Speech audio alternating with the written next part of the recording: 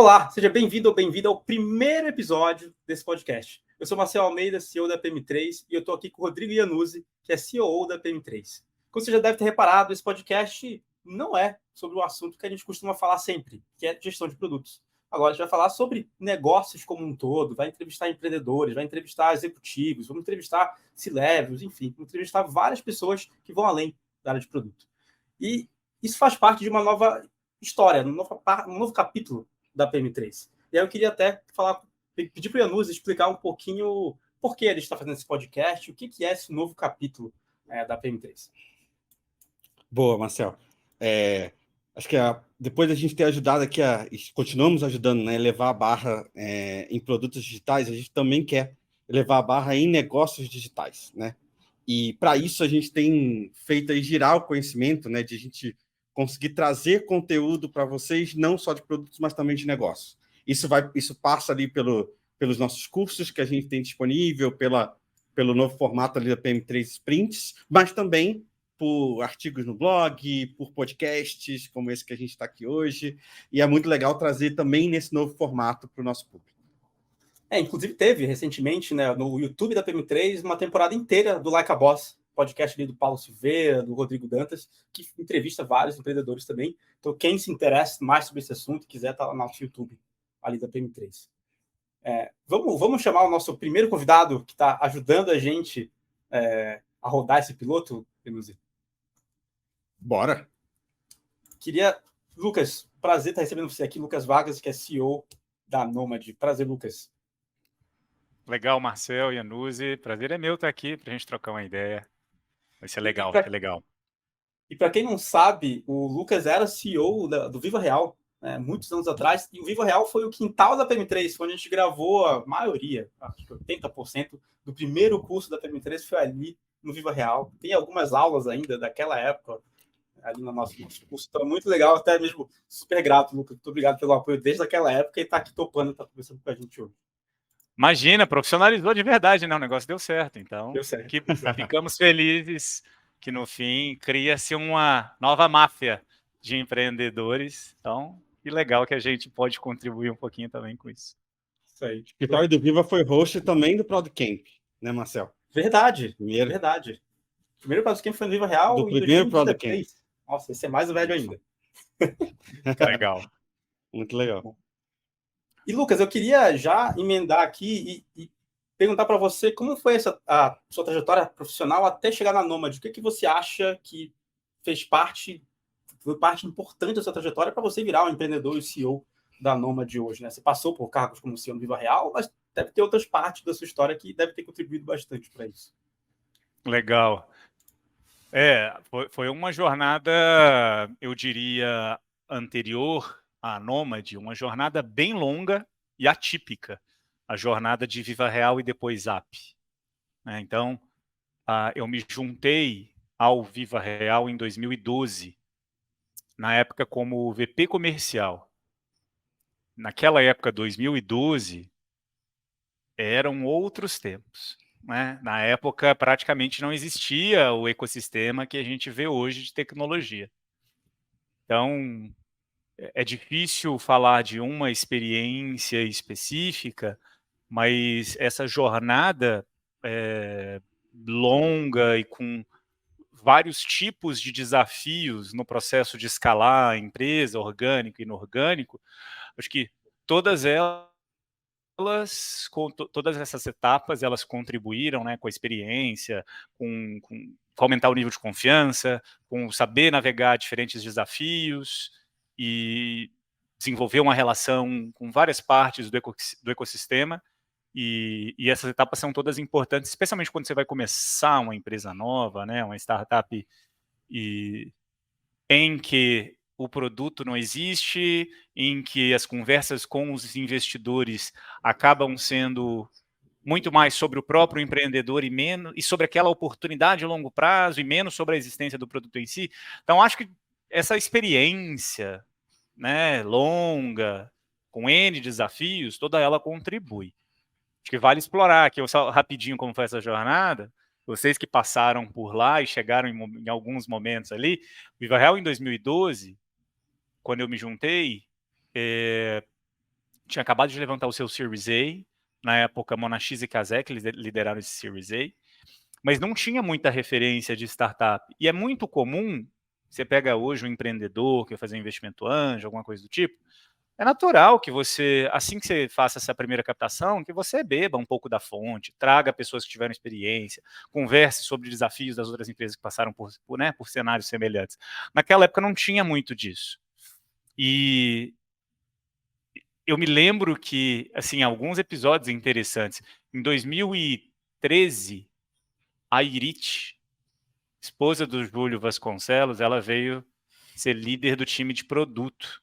Ela tinha uma experiência nos Estados Unidos como executiva de produto no Trulha, uma das grandes startups do mercado imobiliário, então a gente mirava lá, e ela, quando veio para o Brasil e assumiu essa responsabilidade, eu lembro que ela, assim, vamos recrutar, vamos usar as ferramentas tais, e aqui no Brasil ninguém nem entendia, não via. Um exemplo, eu me lembro que em um certo momento o recrutamento de um Product Manager, se eu não me engano, mudamos a descrição e o nome do cargo para não ser Product Manager, para ser Project Manager, porque não existia.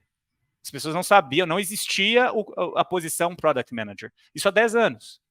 Então, é pouco, mas é muito, né? O cenário era muito diferente. Agora, imagina recrutar para todas as posições. Imagina uma startup que em 2012 não faturou $1 milhão. Imagina naquele momento, 2012, que não existia Nubank, não existia 99, não existia nada, né? Então era sempre muito desafiador, assim, o engajar, o criar aquele movimento, tudo isso. Então, o início foi assim, o início não existia ecossistema. Mas aí, dali para as várias etapas pelas quais a gente passou, e se fizer sentido a gente pode até explorar também, mas foram N desafios. Eu, pessoalmente, tive que suceder o Brian em um dado momento, a gente teve uma fusão com um grande competidor, né? A gente, na fusão, éramos 600 e 600 de cada lado, então viraram ali 1.200, um negócio muito grande. Fizemos rodadas de captação, fizemos algumas aquisições, e no fim ali a gente vendeu para o OLX. Então, foi N experiências nesse processo de escalar um negócio muito pequeno, que no fim faturava centenas de milhões, né, com mais de 1.000 colaboradores, então o negócio ficou robusto. Então, é difícil isolar um aspecto específico, mas essa experiência longa, né, 9 anos, é um negócio que foi super rico. Uma jornada bem interessante, né? Acho que tanto eu quanto o Marcel tivemos a oportunidade de participar por parte, né, dessa jornada aí com você lá.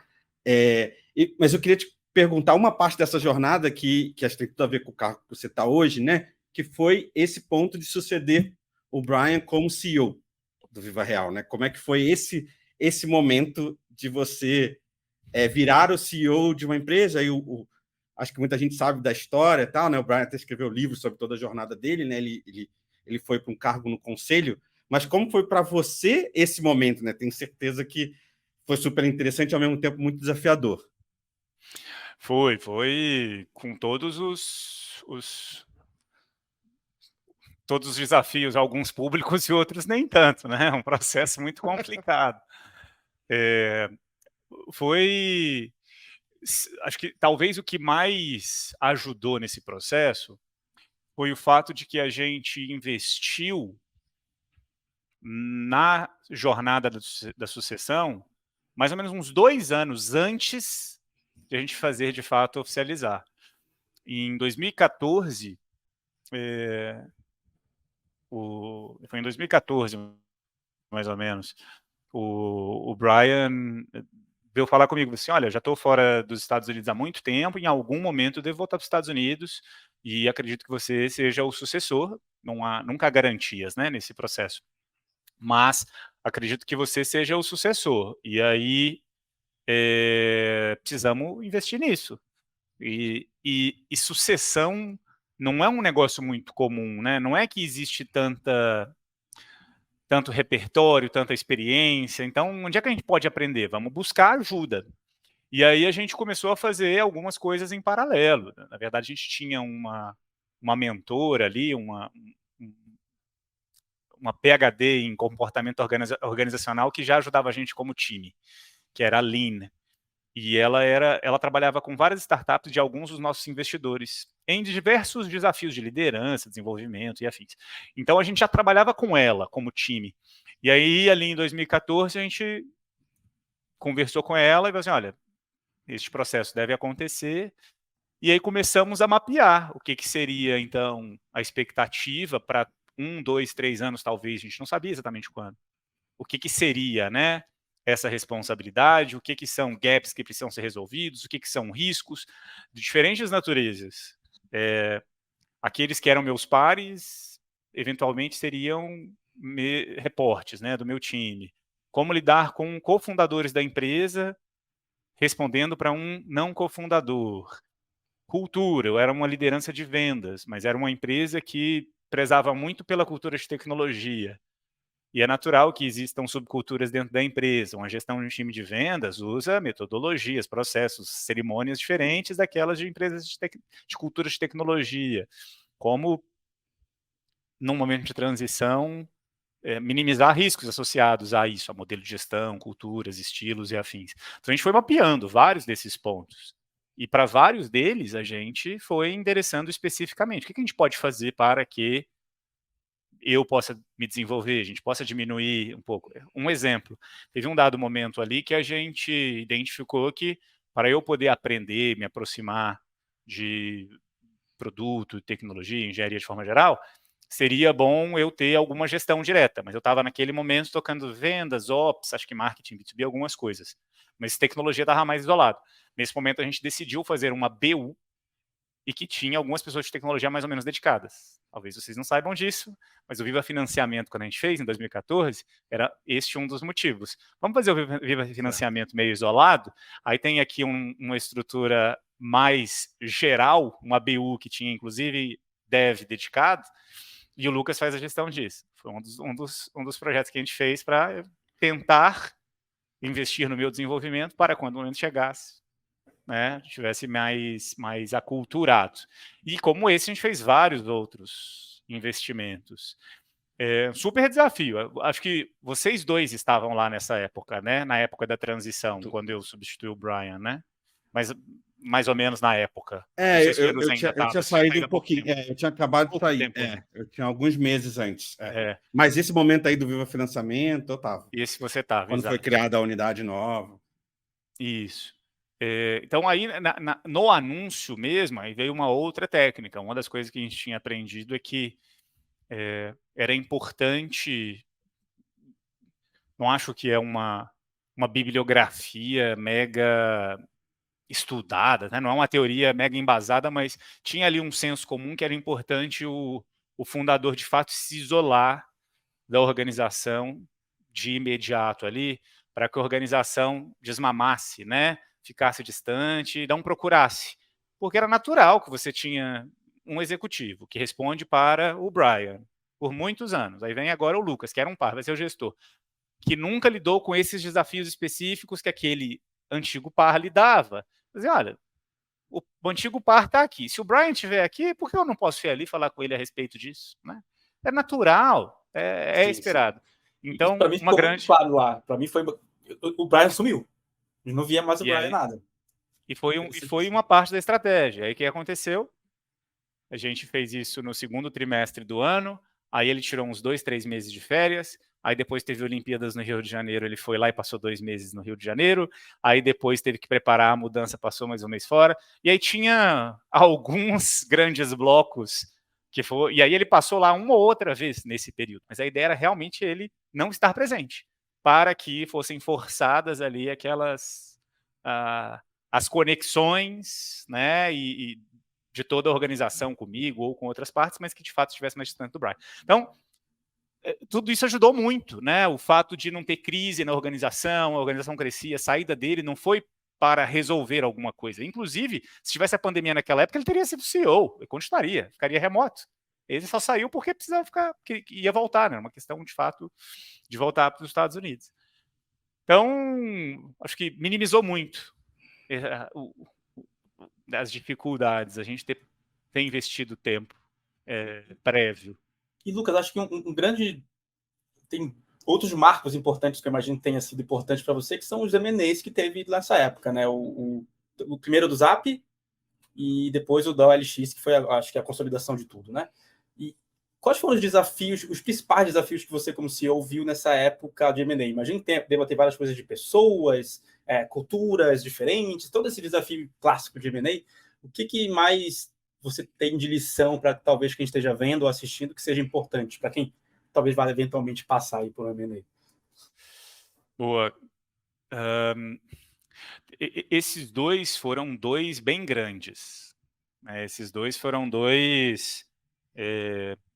a gente chama, o primeiro foi uma fusão, Zap e Viva Real, a gente chama de uma fusão de iguais. Em algumas métricas, um era maior que o outro, em outras, o outro era maior, mas a ideia era, de fato, construir uma empresa nova, juntando ali duas empresas muito grandes.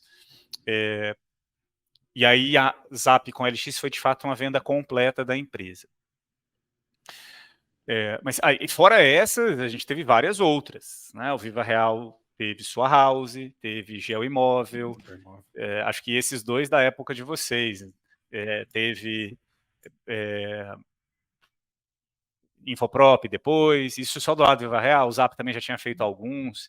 Então, teve várias ali, né, dessas transações mais inorgânicas. É muito particular cada transação.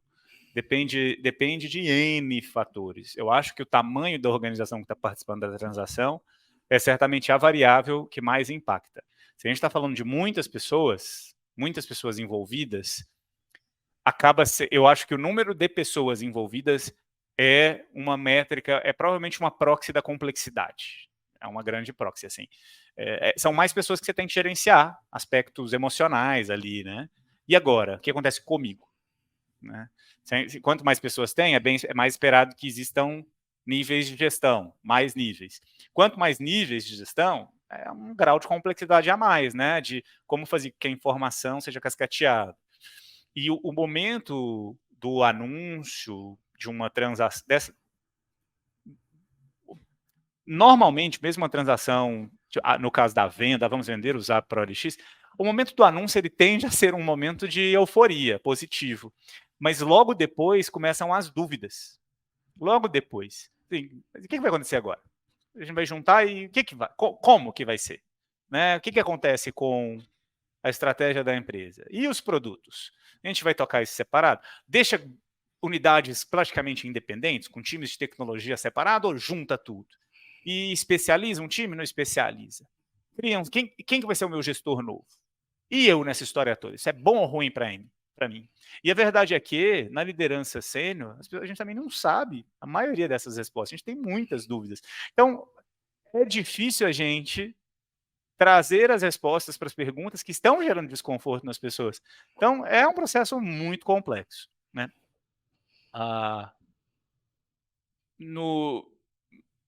Acho que no caso da fusão de Zap e Viva Real, ele tinha uma particularidade ali, que era uma sobreposição muito grande de visão,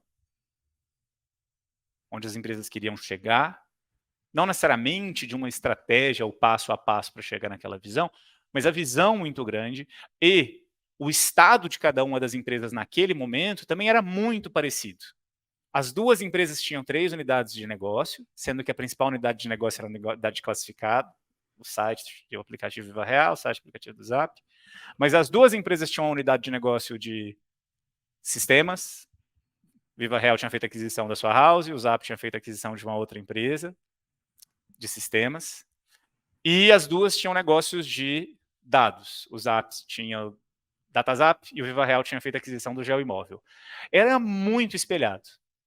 E o que parece ser que legal, então é muito parecido, mas é uma sobreposição muito grande. E se tem uma sobreposição, você tem que fundir. Naquele nosso negócio ali, simplifiquei absurdamente aqui, tem N aspectos, mas no nosso caso, a gente tinha um entendimento que fazia muito sentido fundir as unidades de negócio, fundir as equipes de vendas, fundir assim, as várias estruturas. E aí a gente se colocou numa situação de fazer um movimento, quase que é um procedimento invasivo, assim, de vamos construir um negócio novo aqui. E isso é bastante assim, cria uma entropia gigantesca ali, né, no sistema.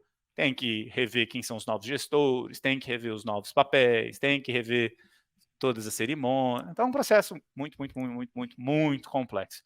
Foi certamente um desafio, para mim, de longe, o mais complexo pelo qual eu passei. Foi ali liderar essa fusão aí de Zap com Viva Real. Mas cada dia eu tenho uma particularidade. A principal complexidade é pessoas. Somos bichos complexos, né? Então, sempre, né? lidar com Muito legal. Justo, é natural, né? Cada pessoa tem assim. Natural. O que acontece comigo? E eu, como se eu não sabia o que ia acontecer, imagina com essas pessoas. Então, não conseguia nem responder. É horrível você não conseguir trazer o conforto que as pessoas esperam, porque não tem. É difícil mesmo. Boa, Lucas. Vou mudar aqui, então, agora para falar sobre a Nômade, sobre a sua trajetória, a sua jornada na Nômade. Conta para a gente como que surgiu essa conversa com a Nômade, o início dessa trajetória. Legal. Então, a Nômade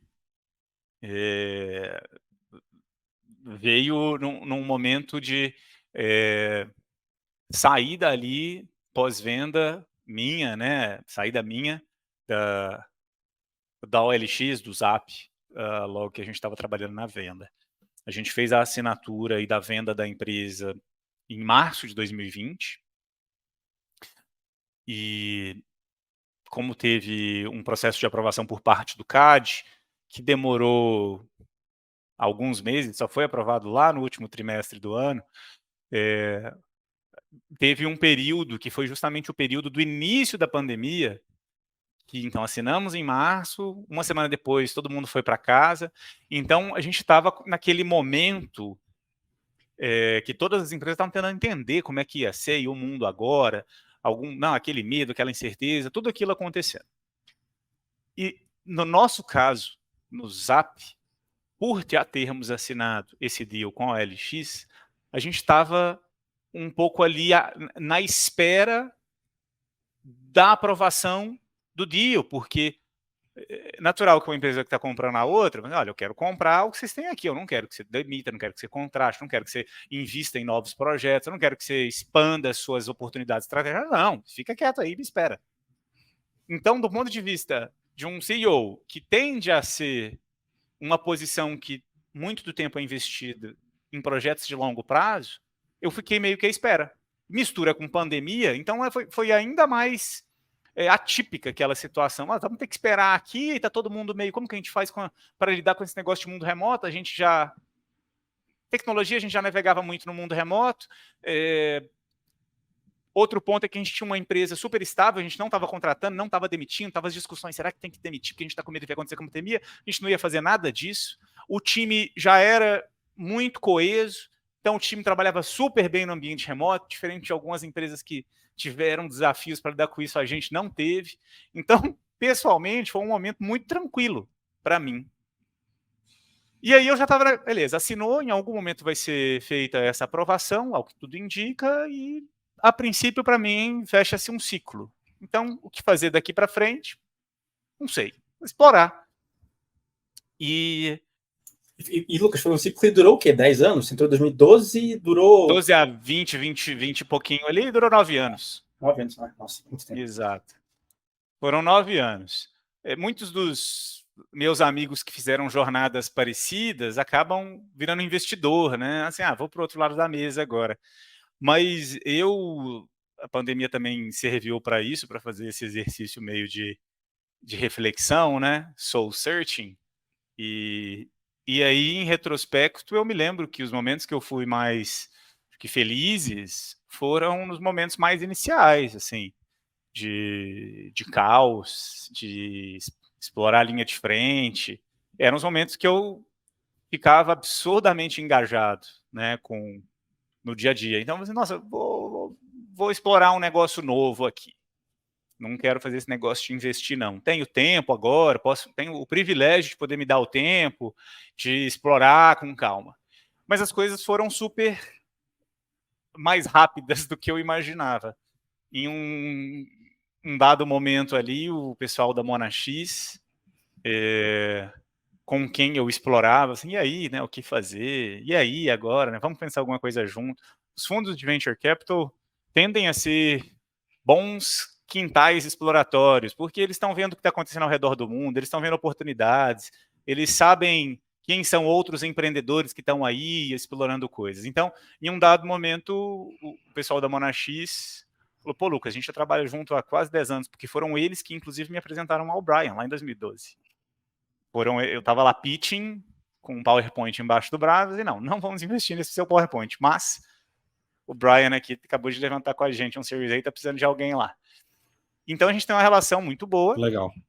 E eles falaram, cara, o Patrick aqui, o fundador do iFood, ele tá com umas ideias aí, uma tal de um banco lá nos Estados Unidos, um negócio assim.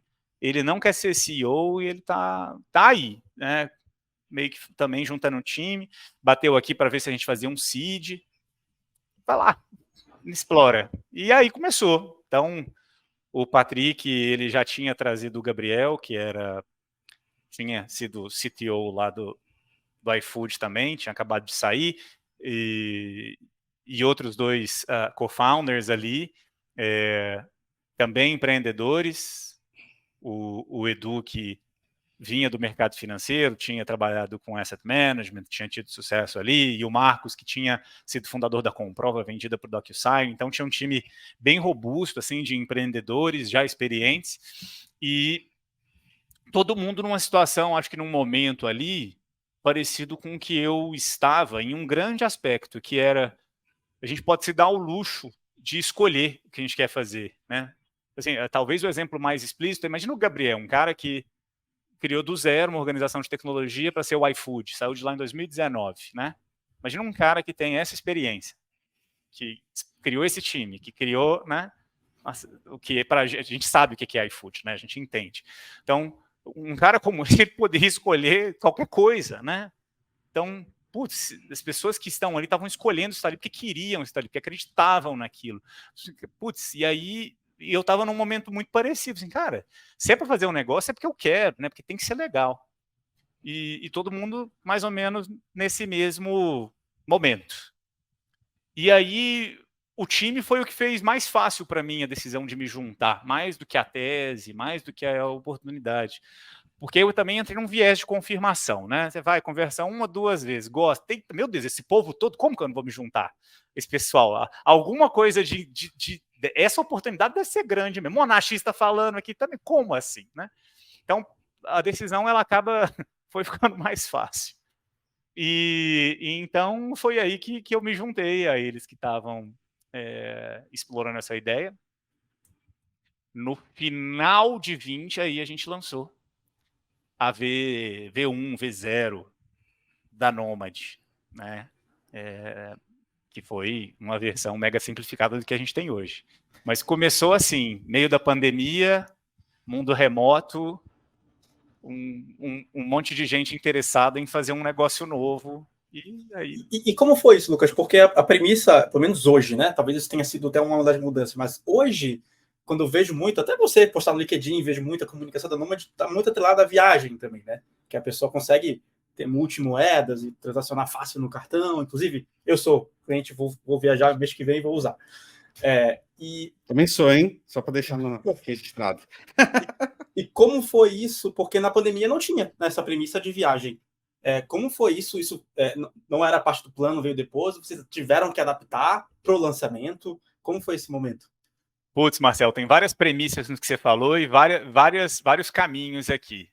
Então, de onde vem a ideia? E o que era, né, a visão?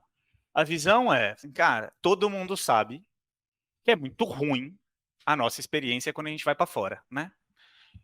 E não é só do ponto de vista de produto e serviço financeiro, de tudo. A gente está normalmente no outro país, não fala a língua. É tudo estranho, é tudo difícil. Produto e serviço financeiro é ainda pior, né? A gente se sente mais desconfortável, como vai funcionar, os custos são altos, etc. E aí, a ideia, e todo mundo que é empreendedor sabe, você começa, putz, mas pode ter um negócio aqui, mas talvez seja maior do que isso, talvez seja maior. Então, a ideia e a visão, ela era um pouco, desde o início, ousadona, do tipo, não faz sentido ter um banco para tudo que é lá fora? Não faz sentido? Assim, é tudo muito ruim. É tudo muito difícil, tem uma super fricção. Por que a gente não pode, né? E aí, colocando no ponto de vista de uma persona, todos nós ali, com nossas experiências empreendedoras anteriores, já com algum patrimônio, para a gente era difícil. Né? Para a gente putz, vai fazer uma transferência, tem que ligar no telefone para o banco lá fora. Um negócio super desconfortável. A gente não pode ser num app. Como assim, né? Então, veio daí essa ideia.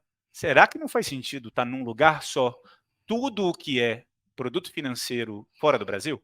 Daí que veio essa ideia. E aí isso envolve N produtos. O cartão numa viagem é um produto em um momento. Mas a visão é, vamos fazer tudo. Beleza. E aí vem o caos e o paradoxo da nossa vida empreendedora. Nós sabemos que, por mais que a gente queira conquistar o mundo, diferencial número 1 de startup é o foco. Foco que vai dar ali, né? Vamos concentrar, acelerar. Exato. Beleza.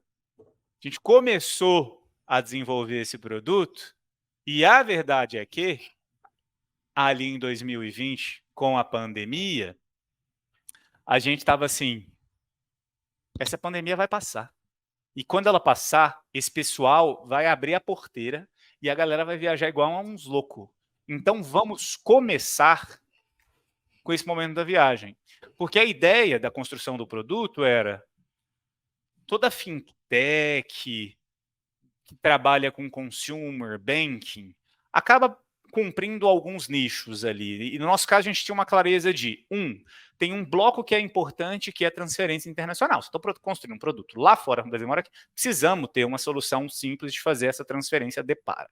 Então, tem um pilar que é transferências aqui para você fazer o funding da conta. Tem um outro bloco que é a proteção da volatilidade. Tem que ter uma conta lá fora, garantida, plugada, para você ir criando seus depósitos e diversificando seu patrimônio, porque a volatilidade destrói seu patrimônio financeiro no Brasil em moeda local. Beleza. Aí você tem produtos de pagamento. É o cartão que vai para fora, é transferência, é saque, esses produtos todos. E tem que ter investimento, rentabilidade. Crescer seu patrimônio. Então, precisamos ter brokerage, produtos de investimento, para esse brasileiro poder ter acesso a todo tipo de ativo lá fora. Ações, índices, ETFs, REITs, etc. A visão era essa, vamos fazer tudo. Por onde a gente começa? A conta está no centro. A conta, para você ter seus depósitos aqui, é o core. Então, a gente precisa ter isso. Vamos pegar o momento que é o mais desconfortável de todos, que é a viagem que a gente já falou aqui, que é o desconforto, ou o ápice do desconforto. Vamos pegar essa viagem porque tem os custos adicionais da solução atual, que é ou você usa o seu cartão brasileiro lá fora, um put IOF e um custo de spread, ou você vai numa casa de câmbio com envelope pardo, aquele processo desconfortável, né, super estranho. Antigo, né? Não faz muito sentido. As pessoas nem usam mais dinheiro para nada, você só usa na hora de... Só usava, né? Na hora de viajar para o exterior. Então, a gente... Legal, tem essa visão, tem uma jornada aqui, um roadmap legal, potencial de upsell, de fazendo cross-sell aqui depois, beleza, por onde a gente começa? Vamos começar nesse momento, pegar a viagem, a conta, um cartão virtual emitido em cima dessa conta, para você gastar onde? Estados Unidos, super focado, e vamos fazer uma perna para você fazer a transferência, no início, só do Brasil para os Estados Unidos, só. Mas eu coloquei que quero trazer, não tem como. Então, o início era esse, V0. Vamos lançar a conta com cartão virtual plugado nisso para funcionar só nos Estados Unidos e uma perna para você fazer a remessa da sua conta no Brasil para essa conta da Node nos Estados Unidos. Beleza, a conta está pronta quando? Novembro de 20. Ninguém viajando. Proibido de ir para a Europa. Proibido de ir para um monte de lugar. Para entrar nos Estados Unidos, quarentena de 15 dias. Então, o resumo foi que a gente lançou um produto para um problema que não existia. E isso aconteceu em novembro de 20. E só em novembro de 21... que os Estados Unidos liberaram da quarentena. Só um ano depois e aí os últimos países começaram a liberar ali da proibição de brasileiro viajar. Então, os primeiros 12 meses de Noma, a gente não fez muita atração. Os primeiros 12 meses ali, a ideia era, não, em algum momento vai liberar, e a gente tinha certeza que ia liberar, a gente não sabia quando. Mas como aí o negócio começou a demorar, aí a gente, neste primeiro ano, acelerou a evolução da plataforma, a execução de um roadmap que seria de mais longo prazo, vamos trazer mais para o presente. E aí isso fez com que o produto conseguisse já ir ganhando outros contornos ali, né? Reforçassem essa proposta de uma solução, de fato, para você ter acesso a produtos financeiros. Tem a conta, mas tem uma plataforma maior. Então, Marcel, tudo isso para dizer que você falou assim da viagem, a gente foi e voltou um pouco nesse posicionamento. Cara, vamos começar por ali. Não tem ninguém usando isso, vamos tentar ir para o outro. E aí a gente já foi com um posicionamento mais forte de cara, o cartão é um produto, mas na verdade aqui é uma fintech lá nos Estados Unidos, para você brasileiros. Se você usar esse cartão, inclusive, você tem a conta. Olha aqui, ó, essa conta nos Estados Unidos, está aqui no sistema financeiro americano. Então, ao longo de 22, que foi quando o primeiro ano, de fato, ali mais operacional, a gente se viu em um pouco de quase que uma crise de identidade, porque a gente já tinha um pouco mais de robustez no portfólio. Por outro lado, explodiu o caso de uso da viagem. E por ali que a gente fez a aquisição. E é uma aquisição muito eficiente, que até hoje é um super gancho. Cara, você usa aqui, você vai ter uma conta, você vai fazer o dinheiro, você vai usar o cartão, vai ser ótimo, NPS quase 90 daqueles que fazem a viagem. Você já abriu a conta, você já tem dinheiro ali, você voltou da viagem, olha que legal, você já está no sistema americano, você já está dolarizado, você já tem depósito, você pode investir. Olha, vamos construir, né? Então, o 2022, a gente ficou nessa, vamos falar que é uma conta? Mas a pessoa está viajando, vamos só falar da viagem. E muitos dos investimentos, comunicação, posicionamento, foram ao redor de aeroporto, né? E muita gente vê lá, a gente tem os investimentos por lá. E a gente investiu, sim, nessas mensagens e nesses canais de aquisição ao redor de aeroporto, de viagem, mas a gente acabou sendo também conhecido pela outra parte, a parte do dolarizar, sim. Porque, ao mesmo tempo, em 2022... algo que aconteceu na América Latina inteira foi essa pressão por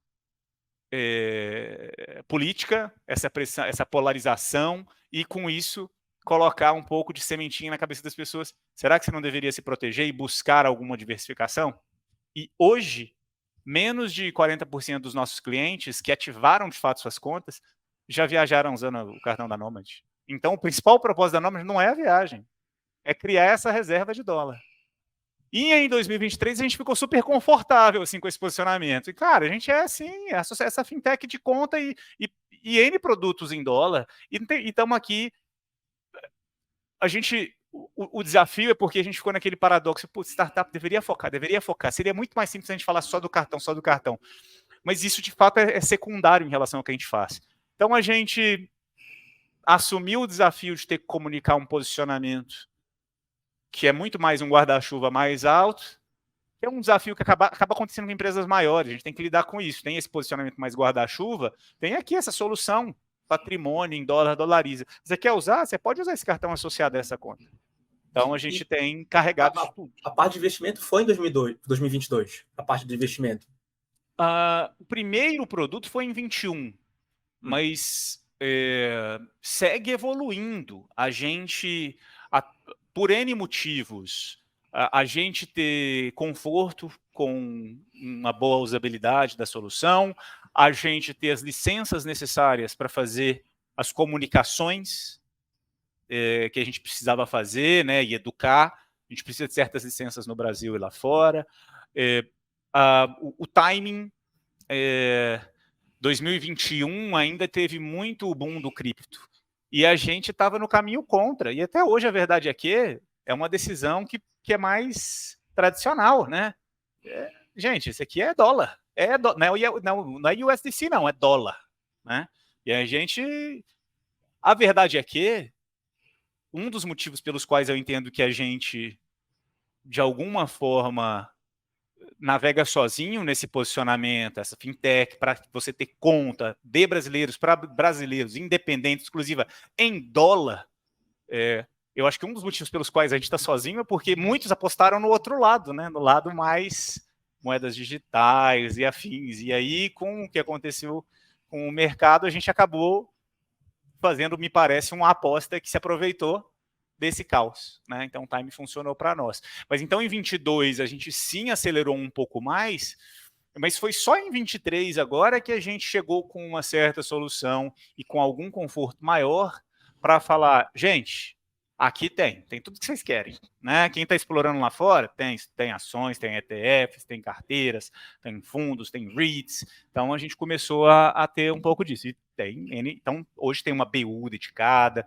com esforços de comunicação exclusivos, orçamento, né, exclusivo para isso. Então tem sido um dos pilares aqui que a gente tem apostado para acelerar crescimento ainda mais daqui para frente. Lucas, nossa, foi muito legal você contando aí da trajetória toda na Nomad, né? E você falou, novembro de 21 foi quando começou a ter viagem de novo, com certeza foi aí um gatilho para mais crescimento de vocês e tal. E aí uma curiosidade que eu fico teve esse momento aí de abertura, mas depois teve um momento de mudança de mercado também, né? De ecossistema de startup, de mundo de funding, que muda ali no começo de 22, que o capital fica menos disponível para todo mundo do ecossistema. E vocês deviam estar naquele momento de tração, crescendo, e provavelmente teve que mudar a estratégia. Na verdade, mudou para todo mundo, né? Então, com certeza, mudou algo na estratégia de vocês para se adaptar a essa nova circunstância de mercado, né? Sei que vocês levantaram uma rodada agora, há pouco tempo, alguns meses atrás, né? Mas, assim, provavelmente teve um tempo maior entre rodadas do que você tinha imaginado lá em 2022. Como é que foi esse momento para você? Eu queria até saber quantas rodadas já foram também, até para quem está ouvindo ter esse contexto. Boa. Legal. A gente fez um seed, que foi dinheiro de founders e anjos lá no iniciozinho. Depois, a gente fez um pré-seed, dinheiro, né, de founder e anjo. Depois, em 20, a gente fez o seed com MonarchX. Depois, em 21, a gente fez um Series A, que foi liderado pela Spark, e entraram N outros investidores aí, Global Ventures, Propel, GFC e alguns outros. Depois, em 22, a gente fez uma extensão desse Series A, que foi em maio, e agora em 23 a gente fez um Series B. Então, acho que 5 rodadas, assim, mais ou menos, né? Lá em 22, em maio de 22, a gente fez a extensão do Series A. Já era nesse momento, né? O mercado já estava em baixa já. Já era um momento mais desafiador. O pessoal rotulou ali a rodada como uma rodada do fechamento de portas, assim. E porque até 21, acho que o pico, quando a gente olha de métricas, valuation, múltiplos e afins, foi ao redor de outubro de 21. Aí depois começou novembro, dezembro de 21, o negócio começou a degringolar, e 22 foi indo, né? Quando chegou ali em abril de 22, o negócio já estava assim, cara, caos, crise, ó céus, ó vida. E aí, maio, a gente conseguiu fechar essa extensão, foi uma boa rodada, a gente trouxe um outro investidor que foi a Stripes, e agora essa última foi a Tiger. Então, a gente tinha 1 mês e pouquinho de caixa. Se essa rodada não fechasse, a gente teria problemas maiores. Então, foi arriscado. E a verdade é que, até então, a gente estava operando, sim, como o mercado inteiro, operando com o modus operandi que prevalecia até então, até antes, que era levanta, investe, levanta, investe, levanta, investe, levanta, investe. É isso, levanta, investe sem preocupação com trazer a rentabilidade no curto prazo. Essa era a verdade, né? Isso não é uma exclusividade de 2021 com o caos, não. Todo mundo operava assim. 2021 teve mais startup, teve mais dinheiro. Mas sempre foi assim. A gente no Viva Real era assim. É normal. É assim que as startups que se propunham fazer um negócio grande. Era assim. Tem um risco associado, sim. Na virada de 21 para 22, foi uma situação imprevisível para todo mundo, por N motivos, né? Então, de maneira nenhuma, tiro a responsabilidade de CEOs, como gestores das organizações, pelas decisões e consequências negativas. É sim responsabilidade do CEO. Só é um ponto aqui, de fato, foi uma situação única na nossa geração. Alguém viveu algo semelhante com isso? Covid, explosão, crédito? Não, ninguém. Nossos pais não viveram isso, né? Então, de fato, todo mundo operou considerando que o que aconteceu não aconteceria e pegou todo mundo aí de calças curtas. Chegou maio, a gente estava praticamente quebrado, Muito aquela situação. Então, só resgatando, final de 21, então a gente teve as métricas que nos aceleraram. Então, chegou dezembro, assim, eita, agora parece que vai. Janeiro, fevereiro, março, tudo foram. Então, quando o mundo chegou em outubro, novembro e falou, ó céus, ó vida, foi justamente quando para a gente, assim, eita, parece que agora para a gente está indo. Justamente o inverso das curvas. Então, a gente ficou naquela situação. E aí? Poderia ter dado super errado, a gente poderia ter quebrado, né? Poderia. Mas aí eu acho que a gente decidiu apostar. A gente acelerou, contratou mais, etc. E ok, veio a rodada. No que fechou a rodada em maio, a verdade é que a gente estava bastante preocupado. E a recomendação dos investidores, eu diria que de 99,9% dos investidores de venture capital em startups era a mesma. Segura, corta, não conte com um funding mais, mude a mentalidade que você operava antes, que era levanta e gasta sem se preocupar se vai ter caixa daqui a 18 meses, que você levanta. Todo mundo assim, não é assim agora não, amigo. Parou, refaz os planos, refaz tudo. A partir de agora, passa a régua e fala, o que é um plano sem caixa nenhum, faz esse plano. E aí a gente se convenceu dessa muito frustrante, porque nenhum de nós decidiu fazer a Nômade com essa mentalidade. Não, né? Assim como nenhum empreendedor que surgiu em 2021 estava com essa mentalidade. Foi frustrante para todo mundo. E fazer um banco com essa mentalidade não é trivial. Dá para fazer algumas empresas assim, agora um banco não é trivial. Pois é. E então a gente se viu naquela situação, beleza, estamos capitalizados agora, temos 32 milhões de dólares que a gente tinha levantado naquela rodada. E a gente, de fato, decidiu enxugar N projetos, N BUs, um monte de coisa. A gente decidiu também fazer um corte de pessoas forte, não pequeno, mas, ao mesmo tempo, a taxa de crescimento da receita e os N outros indicadores da empresa estava alta. Então, a gente fechou 2021 com $1 milhão, até bati aqui no computador, $1 milhão de faturamento. A gente fez 2022 com algo como 15 de faturamento. Então, de fato, né, de 0 para, né, legal. E estamos crescendo, sei lá, em 3 e 4 vezes esse ano. O negócio tá legal. Mas imagina naquela situação de início de 22, que era tudo ainda parece que está, né? Se pegasse assim, uma análise gráfica, parece que a curva está fazendo assim, mas dúvidas. Resumo dessa história, fizemos essa captação, decidimos enxugar um monte de coisa, algumas outras não, é para seguir acelerando a receita, sim, é para ter crescimento, sim, e precisamos sim chegar no break-even também.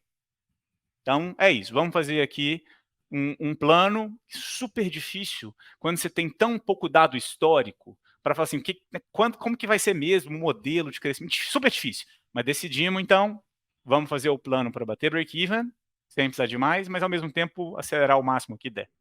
Então, e as coisas funcionaram bem, a gente seguiu crescendo ao longo do ano, a gente conseguiu reverter algumas ineficiências, a margem melhorou, e aí a gente se viu numa situação no início desse ano que, assim, eita, parece que a gente pode ir lá e resgatar um pouco daqueles projetos que eram bastante ousados de acelerar mais o crescimento, porque a gente já está projetando bater um break-even aqui e parar de queimar caixa.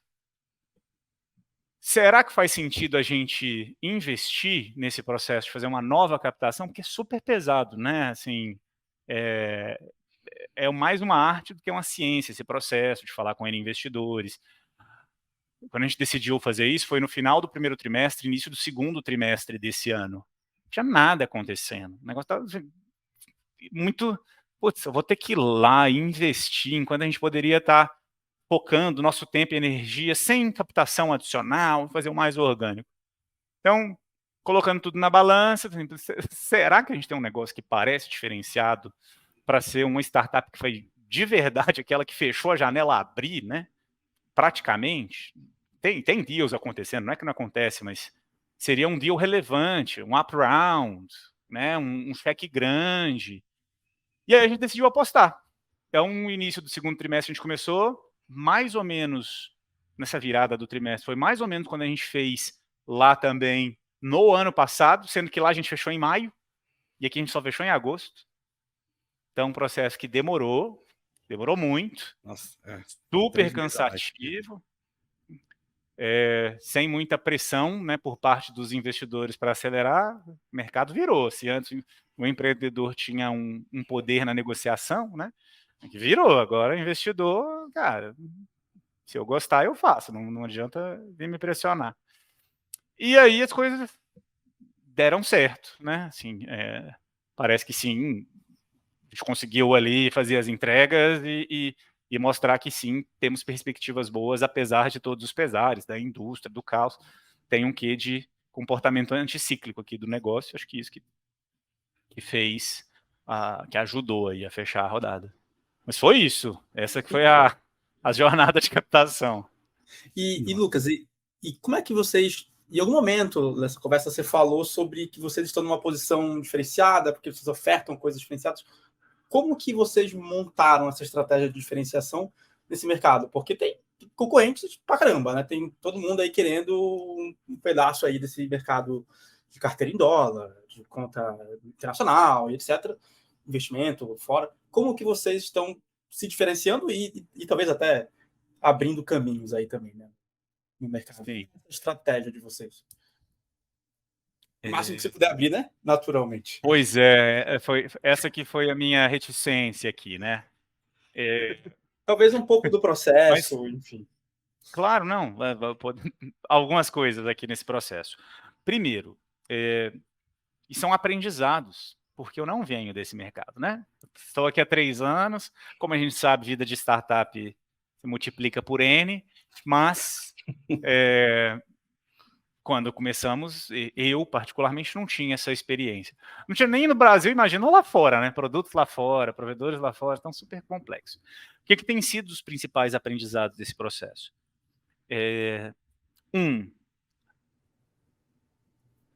A relação com a indústria e com os reguladores, parceiros de forma geral, ela é muito mais relevante do que era para um iFood ou para um Viva Real, né? Entregar comida ou listar anúncio de imóvel. Muito mais. Por quê? Talvez para mim os 2 aspectos mais claros. É regulado o mercado, você tem que contribuir com, né, o framework ali e apoiar o regulador neste processo de inovação. Então, você não consegue, diferente do que era nas experiências pregressas, tem uma ideia, vamos fazer? Não tem uma ideia, vamos falar com o regulador? É natural, esse é um caminho natural. Segundo, o mercado financeiro, eu acho que por anos não se fez jus ao quão tecnológico ele é. Antes desse mundo de startups e fintechs, um banco na década de 90 era possivelmente uma instituição que devia ser responsável por 90% dos bancos dos budgets de N das empresas de tecnologia, né? Imagina como que é a infraestrutura de um banco para ser conectado com os N outros bancos do sistema, Banco Central, autarquias, Brasil internacional, absurdamente complexo. Então, produtos financeiros são, em grande medida, lançados por fintechs, são construídos muito em parceria com outros grandes players estabelecidos. Qualquer fintech que lança um cartão de crédito, a gente sabe, vai ter que trabalhar com as bandeiras, que são players gigantescos. Ponto. Qualquer fintech que lança um produto de crédito vai estar plugado nos reguladores e com outros players. Assim, então, qualquer fintech que lança uma conta vai estar plugado num balance sheet de uma instituição regulada. Então, lançar produtos financeiros neste mundo que a gente está fazendo aqui, exige parceria com esses grandes parceiros. Então, com esse preâmbulo, e conectando aí, Marcel, na sua pergunta, eu entendo que o principal diferencial da Nômade, como uma fintech que está exclusivamente pensando em desenvolver produtos para navegar esse mundo não doméstico, esse mundo transfronteiriço, pensando num cidadão que nem está residente lá nos Estados Unidos, conectando ele a produtos lá fora, para ter acesso ao mundo todo, isso faz da Nômade, no meu entendimento,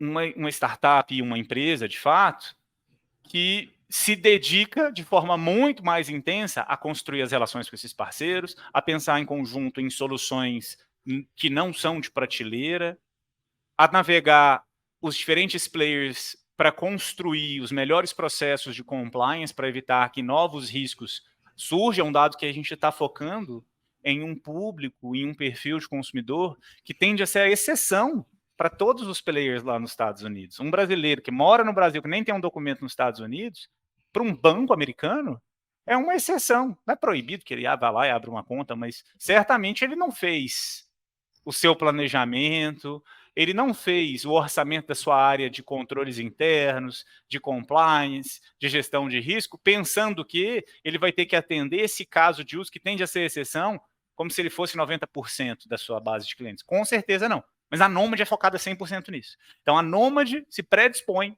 a ir lá e falar com todo mundo, com a bandeira, que não é a bandeira do Brasil, por mais que seja uma empresa internacional, a gente negocia com a bandeira lá nos Estados Unidos. Com um banco lá nos Estados Unidos, com um processador, com uma empresa que faz embossing, né, que embossa o cartão, para pensar em como rotear a produção desse cartão lá e cá, são todas soluções que não existem. Então, eu tenho um mote que é todo produto financeiro daqui a pouco vira commodity. Mas a gente é quem está fazendo ele virar commodity depois, porque a gente vai lá, constrói, tenta ser precursor nessas soluções, os outros que copiam, e a gente já está aqui pensando na solução que é a próxima. Que a gente vai lançar ano que vem de produto, a gente faz um tempo que provavelmente já está desenvolvendo. Então, é esse foco e essa exclusividade em desenvolver essa relação com esses diferentes indivíduos e instituições para construir um produto que não é de prateleira, eu entendo que nos coloca mais à frente. E aí, como a Nômade tem vários produtos, aí cada um tem um pouco ali da sua particularidade, mas de forma geral, é esse foco que a gente entende, faz com que a gente se diferencie, que tente criar esse posicionamento mais exclusivo. Quer um cartão? Tem cartões por aí. Você quer uma transferência? Tem empresas de transferência. Não, você quer ter uma vida lá fora? Você quer ter uma conta? Tem alguns que tem, mas nosso entendimento é que a Nômade tem focado aqui nesse posicionamento. Lá fora. Quer ter uma conta lá fora, com esses produtos, para te ajudar em toda e qualquer coisa que você precisar lá fora? A Nômade está aqui para isso. É assim que a gente entende. Legal, Lucas.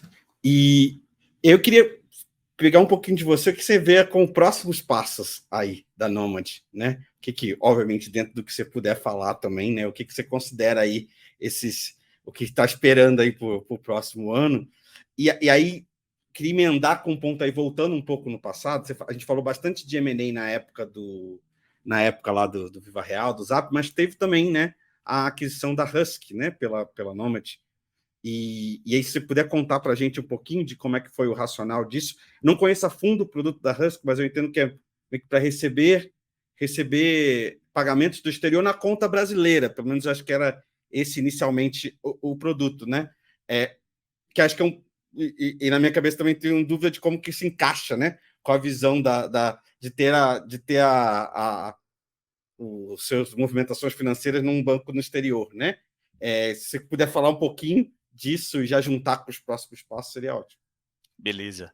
A Husky é bem isso daí mesmo que você falou. A Husky surgiu como uma solução para ajudar os chamados global workers que moram no Brasil, mas trabalham, prestam serviço para empresas lá fora, ou criadores de conteúdo que seja, né? Devs que trabalham aqui, PMs. Às vezes, né? Seja por plataformas ou que são contratados direto por empresas, mas que sim, são pagos lá e querem receber aqui. E então a Husky ela surgiu como isso. E houve uma grande demanda ali destes mesmos indivíduos.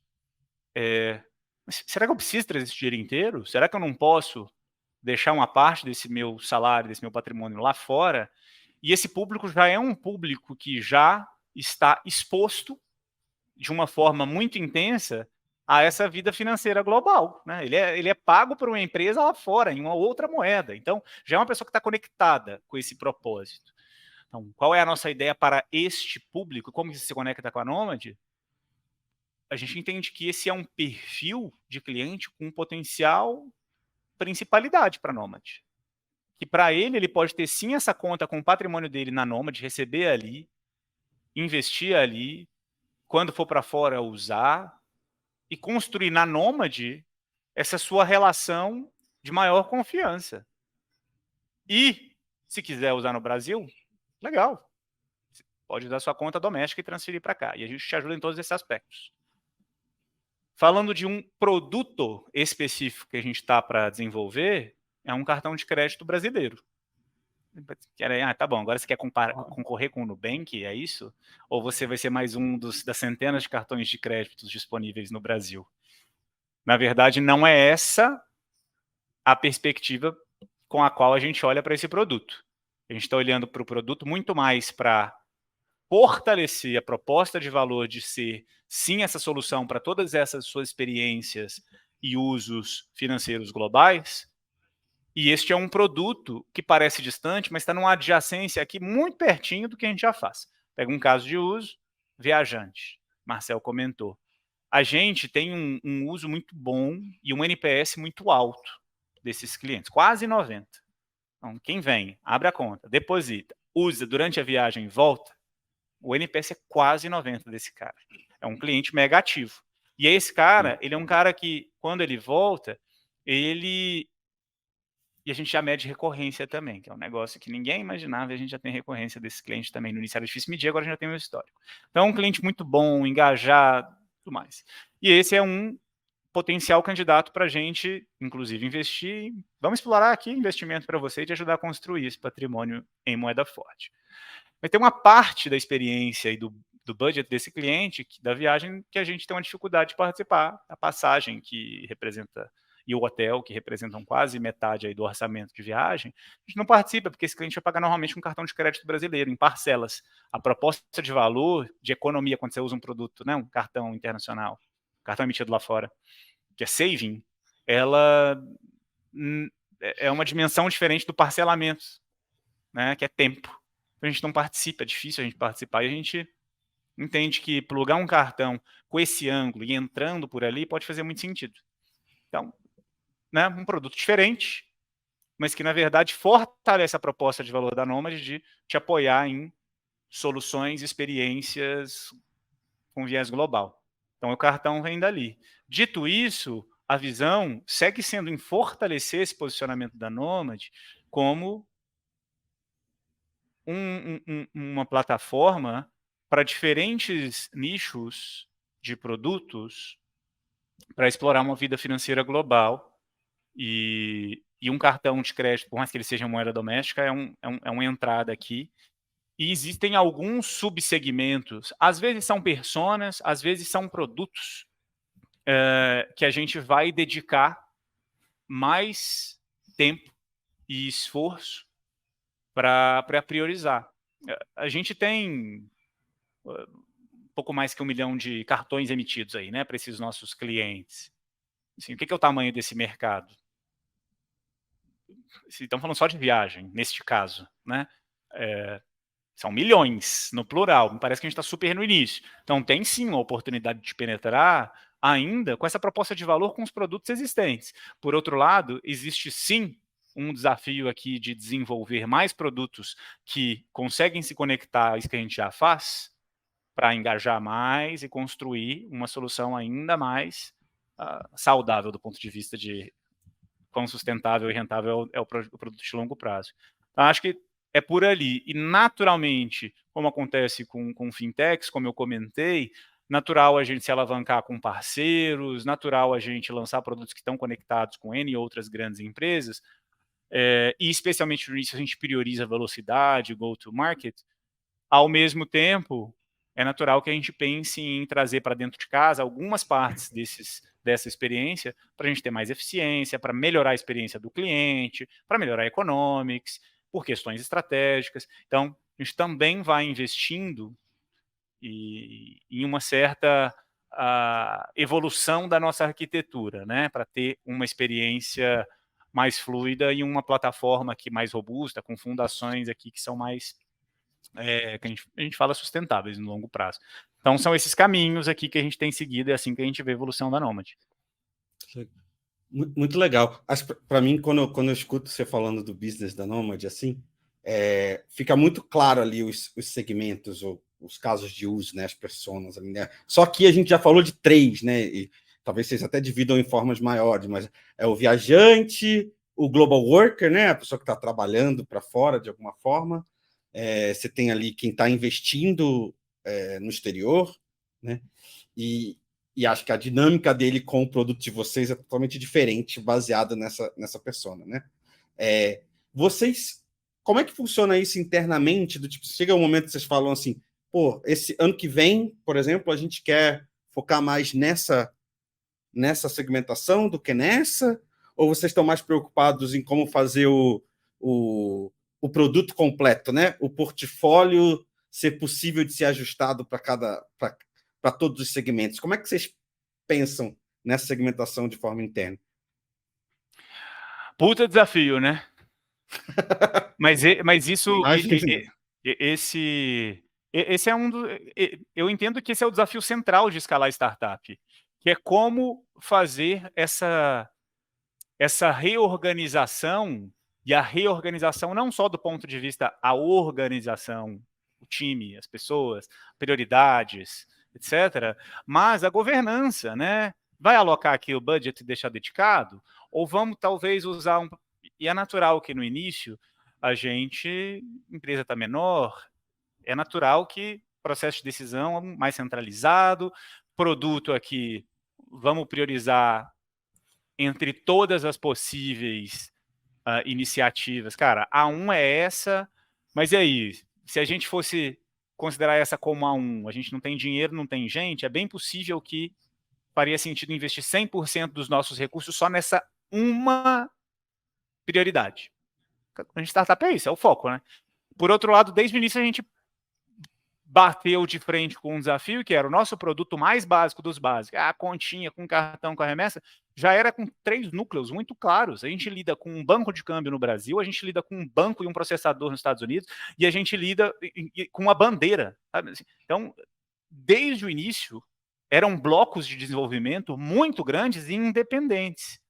Então, quando a gente é menor, é mais fácil a gente centralizar na liderança, head de produto, de engenharia, essa decisão. Aí vai crescendo, como em toda e qualquer startup. Mas a prioridade não é isso daqui, ó. Então, por que eu vou dedicar 10% da minha energia para esse negócio aqui? E infelizmente,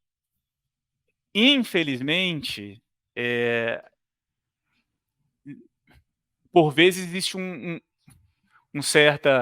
uma tendência de querer ser maniqueísta, né? Não, ou é isso ou é isso, ou é 0 ou é 1, ou é 8 ou 80.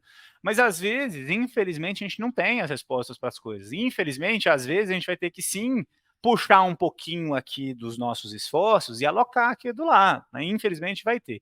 Eu acho que no início a gente ainda não sofre muito com dependências. E eu me lembro que no Viva Real a gente tem uma dificuldade enorme para fazer gestão de dependências entre os diferentes times.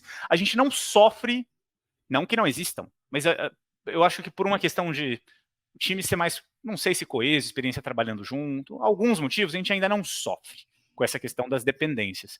Mas a gente delibera no nível executivo e com a liderança sênior de produto e engenharia que sim, a gente vive num mundo que é um pouco mais horizontal do que a gente gostaria como startup, e com isso a gente precisa sim modularizar o nosso processo mais do que outras startups na maioria dos contextos. Então, com isso, a gente já sabe que a gente precisa dedicar recursos de forma um pouco mais isolada. A gente tem uma BU para fazer investimento, que é com um provedor, que é uma corretora nos Estados Unidos. E a gente precisa plugar isso aqui num outro cara aqui no Brasil.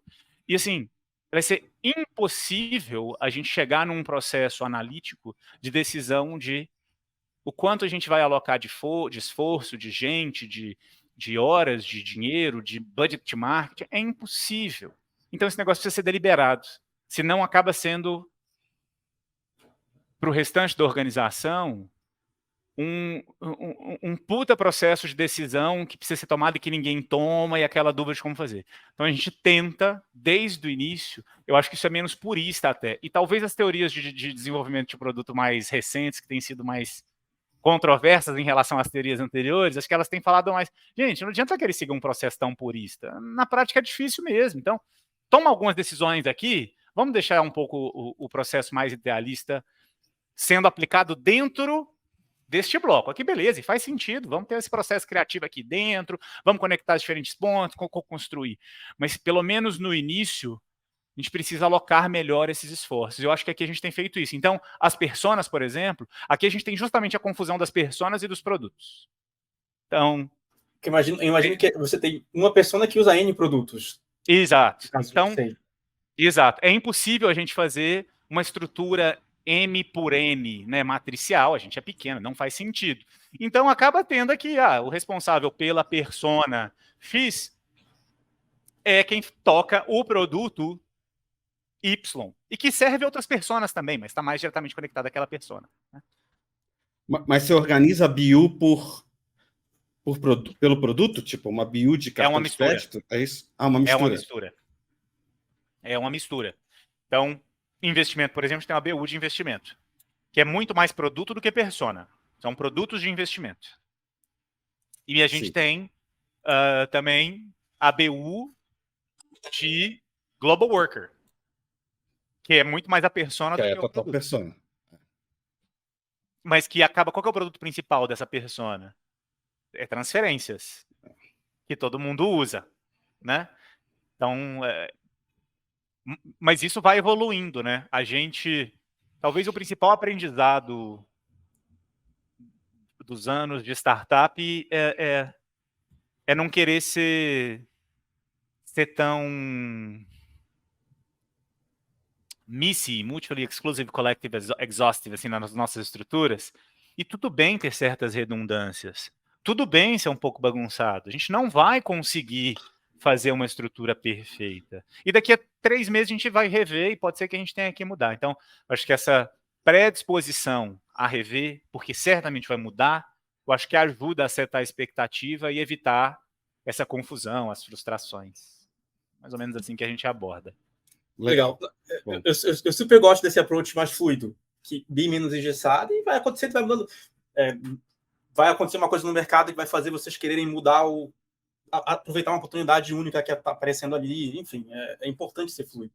E, Lucas, para a gente chegar, está no finalzinho já do episódio, eu queria ir para uma pergunta que não é sobre a Nômade, é mais sobre você, que é sobre a sua experiência em conselho de empresas.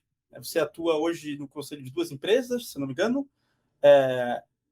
Como é essa experiência? Como é a experiência de um conselheiro que, ao mesmo tempo, é CEO de uma fintech global? Como que você apoia essas pessoas? E acho que o quanto que você também aprende, né, para trazer coisas, talvez, para a Nômade e experimentar na Nômade, ver se algo dá certo também. Conta um pouquinho dessa experiência. Acho que quem está ouvindo pode também se interessar sobre o assunto. Legal. O primeiro objetivo, ele é mais egoísta. O primeiro objetivo é, como um CEO de uma empresa que tem um conselho para fazer uma gestão, a gente tem um conselho, é extremamente relevante você estar num outro papel dentro daquela dinâmica de um conselho. Então, eu, nos outros conselhos nos quais eu faço parte, eu sou um conselheiro que trabalho junto daquele time, que tem um CEO da empresa, né? E me ajuda muito, muito, muito quando eu estou fazendo aqui o papel de CEO Nômade, dentro do conselho Nômade, a me colocar um pouco no lugar dos outros conselheiros. Porque é super difícil esse negócio. Não, é claro, tem que ter empatia, mas na prática é super difícil, né? E como fazer essa gestão? E a maioria das pessoas é natural que dá um passo atrás.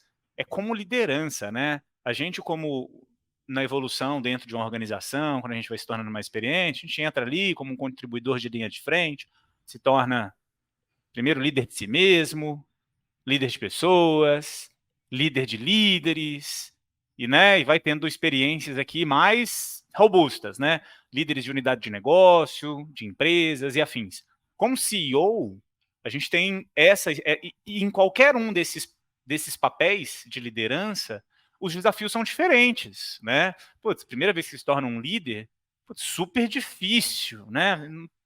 Como lidar, né? Pô, agora eu sou responsável por alinhar expectativas, pegar na mão, como que a gente faz isso? Quando você se torna líder de líder, você não consegue pegar na mão lá da linha de frente, você tem que começar a fazer, né? Outras evoluções. Quando você está falando de unidades de negócio, tem outros aspectos de alinhamento, etc. Quando você se torna um CEO, que você está num conselho, você tem que gerenciar. Um CEO não tem par para trocar experiência. Um CEO não tem chefe. Ele tem um grupo ali com o qual ele trabalha e presta contas.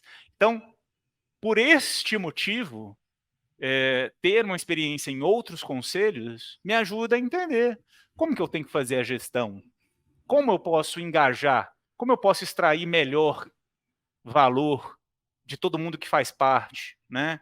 Que cerimônias a gente pode ter, que boas práticas. E este é o principal motivo, que eu chamo de egoísta, por esse aspecto.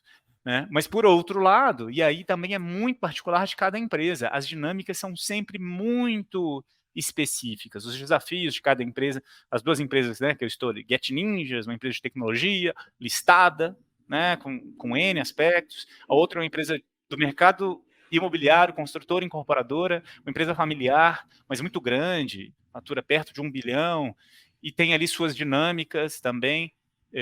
Então, são desafios que acabam sendo muito associados, né, a esse contexto de cada empresa e que certamente ajudam a gente a navegar por caminhos aqui que talvez a gente não tenha passado ainda, se desenvolve e traz para dentro de casa. Então, eu vejo isso. Eu não tenho pretensão de estar presente em mais do que 2 conselhos, porque toma tempo, também nem conseguiria me dedicar para ajudar, mas é um pouco até do que eu tinha definido, que a gente tinha definido no Viva Real Zap lá, como parte do meu processo de desenvolvimento, para gerir conselhos e fazer bem esse papel,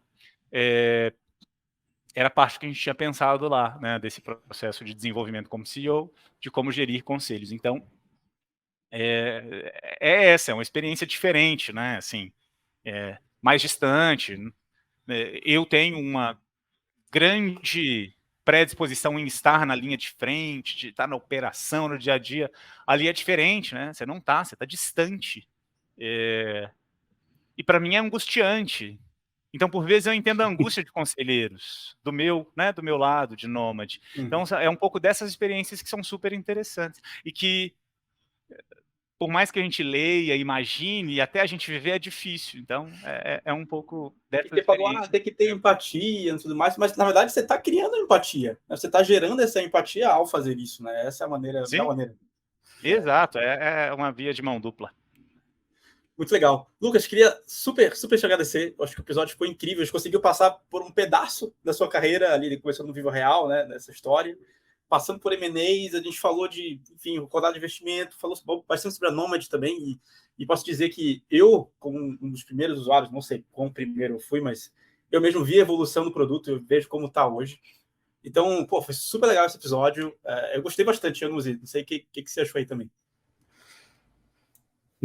Achei muito legal. Eu acho que até para a gente que conhece parte dessa história, né, a gente vai vendo de perspectivas diferentes e olhando de trás para frente dá para conectar algumas coisas melhores. Eu acho que para quem vai nos ouvir aqui, nos ver, né, poder acompanhar essa história toda vai ser super legal. Ainda acho que você vai ganhar uns clientezinhos da Nomad, Lucas. Legal. Ainda tem um benefício adicional. Muito obrigado. Obrigadão, Lucas. Foi demais. Valeu, pessoal. Espero que tenham aproveitado aí e sucesso para vocês também aqui no podcast.